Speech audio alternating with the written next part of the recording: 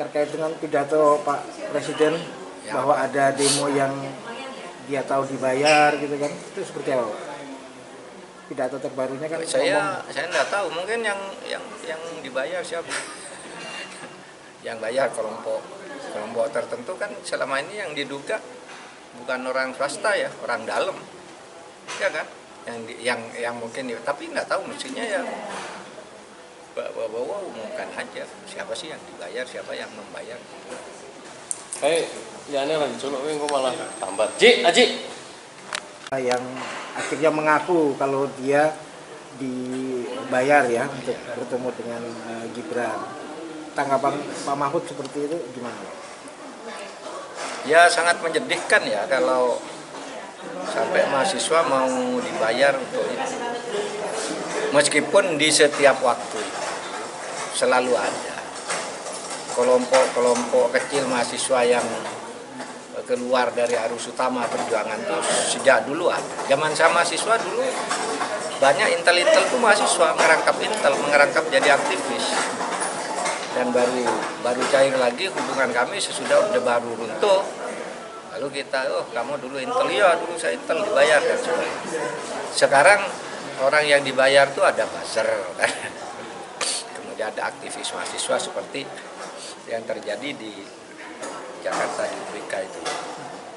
Tapi itu harus kecil dan mudah ketahuan juga kan. Sebaiknya mahasiswa itu jangan mau dipecah-pecah, ada BEM tandingan, ada BEM ini, BEM itu gitu. Pokoknya perjuangan aja secara objektif bahwa sekarang perlu perbaikan kan gitu.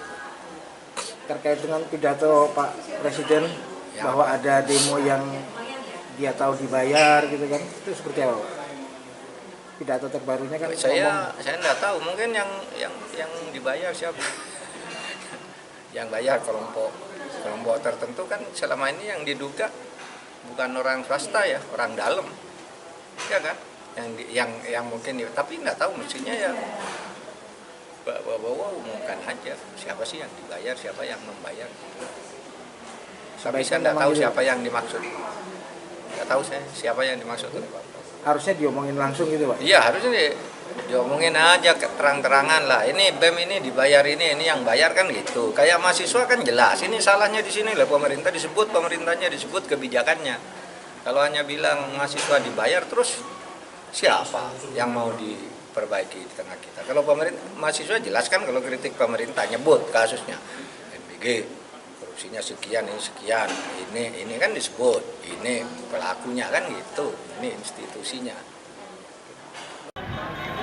Hati-hati loh, saya kasih peringatan mereka itu, saya tahu siapa yang bayar demo, gue tahu itu.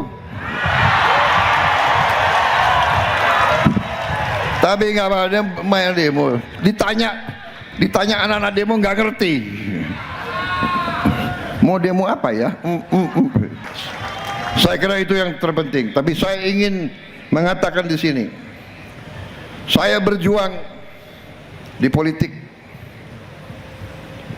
selama sekian puluh tahun. Saya ikut pemilihan umum, saya ikut 5 kali, 4 kali kalah. Ketawa lagi kalian, nggak enak kalah gitu. 4 kali kalah, yang terakhir menang. Kenapa saya masih terus? Karena saya waktu itu saya lihat arah pembangunan ekonomi kita.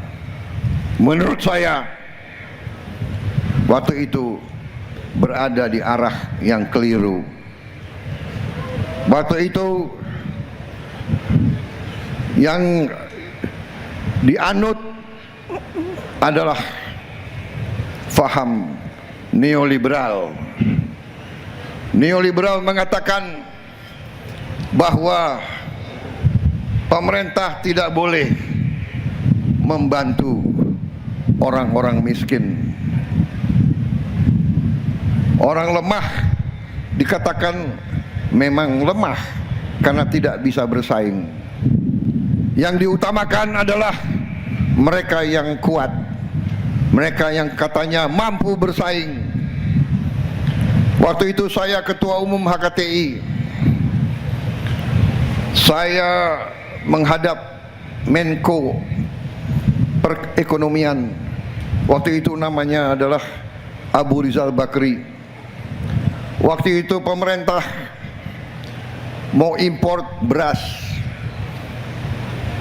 Saya sebagai Ketua Umum HKTI, saya menghadap dan saya menghimbau, janganlah mengimpor beras, apalagi impor beras pada saat petani mau panen. Hancur harga untuk petani. Petani kita tidak bisa untung, tidak kembali modal. Waktu itu banyak pakar-pakar yang pintar-pintar, sampai sekarang masih menganggap dirinya pintar, mengatakan, untuk apa kita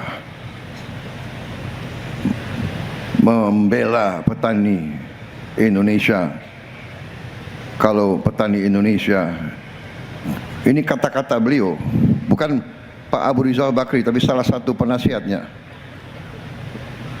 kalau petani Indonesia tidak efisien, itu kata-kata beliau.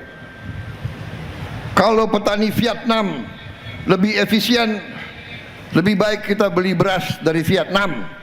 Itu pandangan orang-orang pintar itu, saudara-saudara. Saya kaget dan saya sedih. Saya mengatakan dalam hati saya, ini salah besar. Ini tidak mengerti apa arti negara, tidak mengerti apa arti bernegara, tidak mengerti kenapa kita mau merdeka. Kita berjuang ratusan tahun untuk mendirikan negara merdeka agar rakyat kita sejahtera, agar petani, nelayan, buruh, seluruh rakyat Indonesia sejahtera, agar mereka hidup dengan baik, agar anak-anak bisa sekolah dengan baik, agar mereka punya rumah yang layak, agar mereka punya, kalau sakit bisa ke rumah sakit, bisa ke poliklinik, bisa ke puskesmas, bisa dapat obat yang terjangkau harganya. Itu tujuan kita merdeka. Kita bukan merdeka hanya sekedar untuk merdeka. Untuk apa kita punya DPR? Untuk apa kita punya DPD? Untuk apa kita nyanyi lagu kebangsaan kalau rakyat kita tidak sejahtera, saudara-saudara sekalian? Subscribe, share, like, and comment. Subscribe, share, like, and comment. Subscribe, share, like, and comment. Subscribe, share, like, and comment. Subscribe, share, like, and comment.